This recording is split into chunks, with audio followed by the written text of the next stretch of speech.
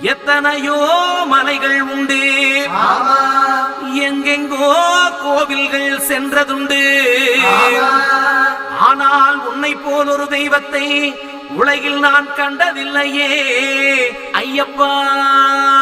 சுவாமியே சரணமையப்பா.